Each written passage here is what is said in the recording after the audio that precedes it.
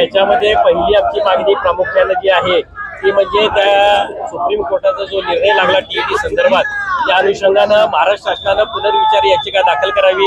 शासनाचे शिक्षण मंत्री राज्यमंत्री पंकज भोयर यांनी शब्दही दिला होता की आम्ही त्या ठिकाणी पुनर्विचार याचिका दाखल करतो आणि त्या विनंतीला मान देऊन आम्ही 1 तारखेस ऑक्टोबरचा मोर्चा स्थगित केला होता।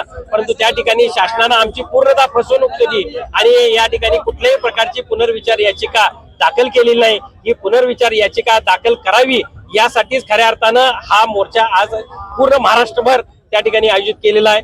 आज जर बघितलं तर त्या ठिकाणी 13 फेब्रुवारी 2013 नंतर जे शिक्षक नेमले गेले ते टीईटी पात्र शिक्षक आहेत। त्यापूर्वीचे जे शिक्षक आहेत त्यांना त्या शैक्षणिक पात्रतेनुसार नेमणूक केलेली आहे, पण त्यांच्याकडे गुणवत्ता नाही असं म्हणणं म्हणजे हे हास्यास्पद आहे। कारण चांगल्या प्रकारची गुणवत्ता आहे म्हणून तर महाराष्ट्रामध्ये चांगल्या दर्जेदार शिक्षण या ठिकाणी या शिक्षकांच्या माध्यमातून दिलं जाते। त्यामुळे या बाबतीत शासनानं कुठल्याही परिस्थितीत पुनर्विचार याचिका दाखल करावी।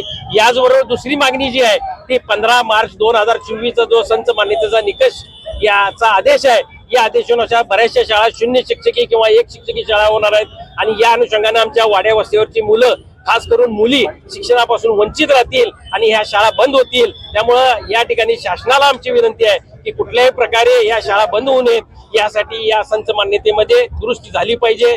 आज या ठिकाणी शासनानं आम्हाला दडपशाही करण्याचा जो प्रयत्न चालू केलेला आहे की 1 दिवसाचा पगार कापू, आज आम्हाला संविधानानुसार त्या ठिकाणी अधिकार आहे आंदोलन करण्याचा आणि त्यानुसार आम्ही आंदोलन करतोय। आमचे शिक्षक घाबरणारे नाहीत तर लढणारे आहेत। त्यामुळे या ठिकाणी कुठल्याही प्रकारे शासनाने दडपशाही जरी केली तरी आमच्या हक्कासाठी आम्ही लढणार आहोत, त्यात कुठेही कमी पडणार नाही हे या निमित्तानं सांगतो। नाही, आज जर मुलांच्या कल्याणाचा विचार केला तर आमच्या शिक्षका एवढा विचार करणारा कुठलाही व्यक्ती नाही आहे। सगळ्यात जास्त विचार करणारा आमचा शिक्षक आहे आणि तो विद्यार्थ्यासाठी झटतोय, दिलेल्या वेळेपेक्षा सुद्धा जास्त तो राबतोय। त्यामुळे विद्यार्थ्याचं नुकसान आम्ही करतोय हे हास्यास्पद आहे।